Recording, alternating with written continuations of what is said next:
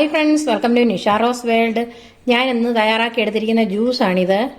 മുട്ടുവേദന മാറാനുള്ള ജ്യൂസാണ്.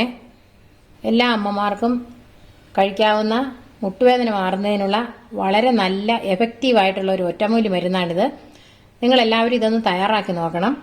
അപ്പോൾ എങ്ങനെയാണ് ഇത് തയ്യാറാക്കി കുടിക്കുന്നതെന്ന് നോക്കാം. അപ്പോൾ നമുക്കിനി ഇത് തയ്യാറാക്കുന്നതിനുള്ള വീഡിയോയിലേക്ക് കിടക്കാവേ. എല്ലാ അമ്മമാർക്കും ഇത് വളരെ പ്രയോജനപ്പെടുന്ന ഒരു മരുന്നാണിത്.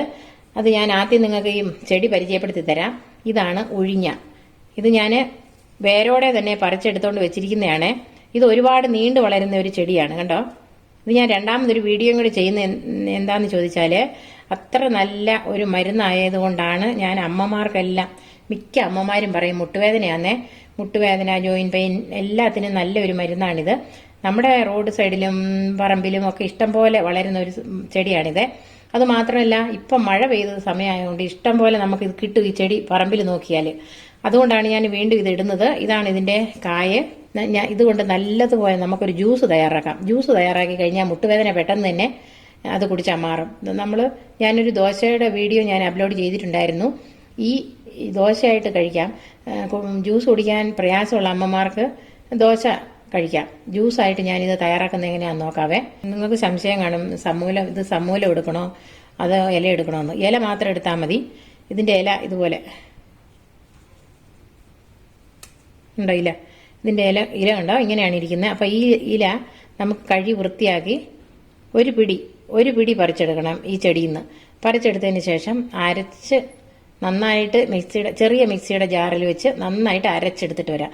നമ്മൾ അരയ്ക്കുമ്പോഴത്തേക്കും കുറച്ച് വെള്ളം കൂട്ടിയെടുത്ത് ഒഴിച്ച് അരയ്ക്കാം കേട്ടോ. അപ്പൊ ഞാനിത് അരച്ചെടുത്തിട്ട് വരാവേ.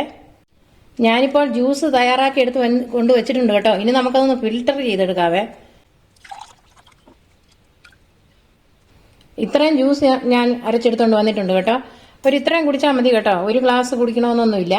ഞാൻ എടുത്ത് കാണിച്ച ഇല എടുത്ത് ഇതുപോലെ കുറച്ച് വെള്ളം ഒഴിച്ച് നമ്മൾ അരച്ചെടുത്തുകൊണ്ട് വന്ന് അരിച്ചെടുക്കണം. അരിച്ചെടുത്തതിന് ശേഷം ഒരു അല്പം നാരങ്ങാനീര് വേണ്ടവർക്ക് മാത്രം ഒഴിച്ചാൽ മതി. ഇല്ലാത്തവർ ഇങ്ങനെ തന്നെ കുടിച്ചാൽ മതി.